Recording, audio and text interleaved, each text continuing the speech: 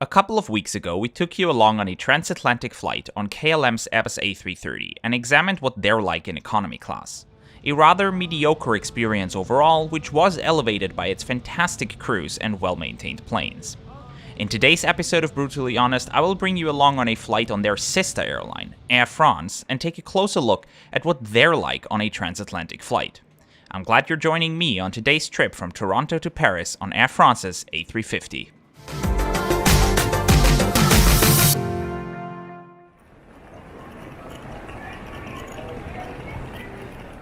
Our trip starts at Lester B. Pearson International Airport, with a quick and simple check-in procedure and, surprisingly, a KLM-branded boarding pass. Why they don't have a neutral-branded design like the Lufthansa Group is beyond me, but then again, who really cares apart from a nerd like me? Our ride to Paris tonight is FHTYA, a 2019-built Airbus A350-900, and the first one Air France got. Their A350 fleet has since grown to 17, with new ones being delivered every couple of weeks, replacing older Boeing 777-200s. Thank you.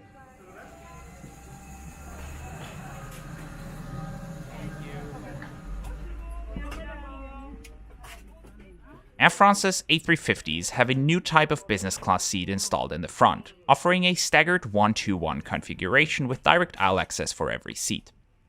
Behind that, you will find a 2-4-2 configured premium economy class.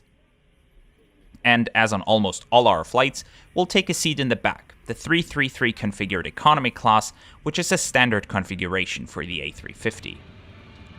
A pair of headphones is provided on the seats already, just like a comfy pillow and blanket. One thing I particularly appreciate is when airlines use pillow covers made from real fabric, instead of the scratchy, cheap, single-use stuff most airlines use. It makes them significantly more comfortable. The legroom is pretty standard. With my height of 180 centimeters, I do not feel uncomfortable. But then again, it's also nothing to write home about.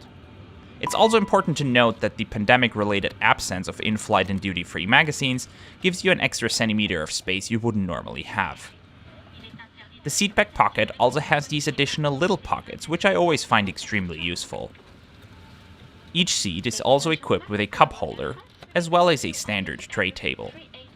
And right beneath the entertainment screen you will find a USB port to charge small electronic devices, as well as an audio port. The code hook is right up here. Don't ask me why they would put it exactly so that any code would block the screen. And the headrests are adjustable. To my surprise, the economy class seats did not feature universal power outlets, something that I find crucial in this day and age. I myself often use the time on long-haul flights to cut these videos, which requires a lot of power, so my laptop battery can't support that for more than an hour without being plugged in. Very disappointing that Air France would make the conscious decision to omit universal power outlets from their A350 economy class cabins. The headphones Air France provides are pretty standard. Personally, I prefer the smaller in-ear headphones over these, but I guess they're fine too. Air France has one of the best safety videos of any airline right now. Just wait for the end. Please make sure your tray table and cup holder are stored and secure, your leg rests retracted, and that your seat is in the upright position. Nous vous invitons à consulter la notice de sécurité placée devant vous.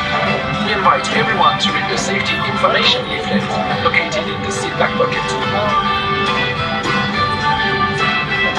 Merci pour votre attention. Thank you for your attention. Au nom d'Air France, l'équipage vous souhaite un excellent vol. On behalf of everyone at Air France, we wish you a very pleasant flight.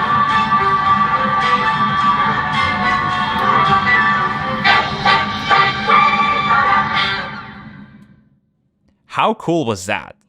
Now we're ready for departure, and thanks to the various onboard cameras of the A350, you can enjoy it from multiple angles.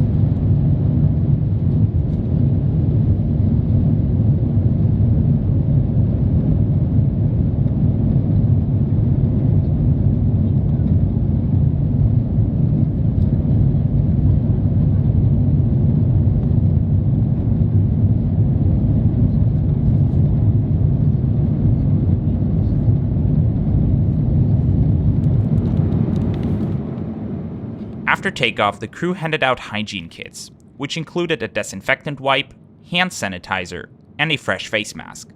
A refreshing towel was handed out as well. Unfortunately, Air France is not one of those airlines which provides a small salty snack and beverage before the main meal is served, but rather just jumps in right into dinner service. On the other hand though, dinner looks incredible. For the main course, I chose the vegetable pasta with cheese, which was served alongside a small salad, a piece of caramel cake, a cup of water, a cold bread roll with some butter, as well as a piece of cheese, which I love to get with an economy class meal.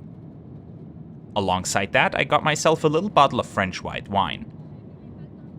All in all, this is one of the better meals I have received on a transatlantic economy class flight. Very high quality dishes, a bit more sophisticated than on other airlines, like the caramel cake instead of just a brownie. It was also delicious, and I appreciate the wooden cutlery.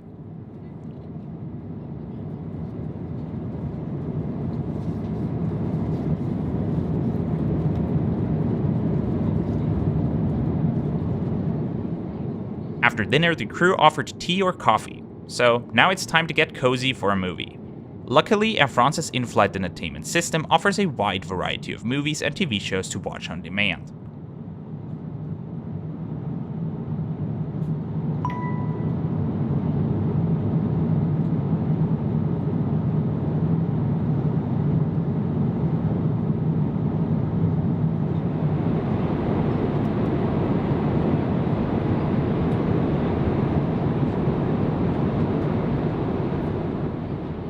During the flight, there was a self-service snack bar in the rear of the cabin, and I have to say I'm impressed with the snack selection. These seem to be rather high-quality French treats, and I love that Air France didn't just go with a simple Kit Kat or pretzel kind of selection for snacks. So bravo Air France, this is awesome. I can never say no to French caramel candy.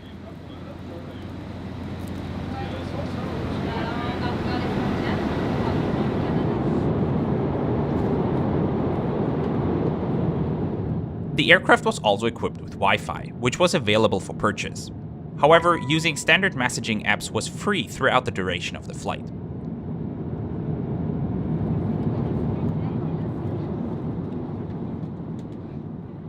Before landing, breakfast boxes were handed out, or rather, little breakfast bags. It's this kind of presentation that makes the little difference between an airline who wants to provide a memorable experience and one that just tries to do the bare minimum. Yes, I'm looking at you, Lufthansa. The breakfast bag contained another cold bread roll, a bit of strawberry jam, some cream cheese, butter, a strawberry banana yogurt drink, and a pack of apple juice. A way how Air France could improve on this is if they would warm up the bread rolls in the oven. I've seen that on a couple of airlines already, and it makes a big difference to me. But all in all, for a breakfast box on a 7-hour flight, I really can't complain much here. After that, it was time to start our descent into Paris, and this flight, just like the KLM flight, leaves me with mixed feelings. On the one hand, it seemed like Air France genuinely wants to provide an enjoyable, somewhat French experience, which to a large extent goes through the stomach, offering high-quality meals, typical French snacks, and a little breakfast bag, actually the haute couture of breakfast bags. But then on the other hand, it seems like they forgot to get the basics right, with the missing universal power outlets or the skipped beverage and snack service before dinner. Overall though, I would say that these complaints are on a very high level, as Air France is one of my favorite airlines to fly on in Europe, and I would certainly choose to fly with them again, if only it wasn't for Charles de Gaulle Airport. First of all, the jet bridge didn't work when we arrived at the gate, and they weren't able to fix it for almost 40 minutes. But if that wasn't enough, when I arrived, they had 3 border control counters open for all Terminal 2E transfers. I had a 1-hour 40-minute connection in CDG, and I barely made my flight. A friend I was traveling with who had a 1-hour 30-minute connection missed his flight and had to spend 7 additional hours at CDG. All because the French border force wasn't able to operate more than 3 counters, with all E-gates kept closed and none of the 3 lines for EU passports. So if you choose to fly on Air France, do not attempt a transit in CDG with less than 2 hours of time, unless you are very flexible with your time. With that, thank you very much for watching, I hope you have enjoyed this video, and I'm looking forward to taking you along next Friday on Saudi Arabian Airlines Boeing 777-300ER from Jeddah, Saudi Arabia to New York JFK, 13 hours in economy class on one of the Middle East's most underrated airlines. Again, thank you very much for watching, and I'll see you again next week. Have a great rest of your day, everyone.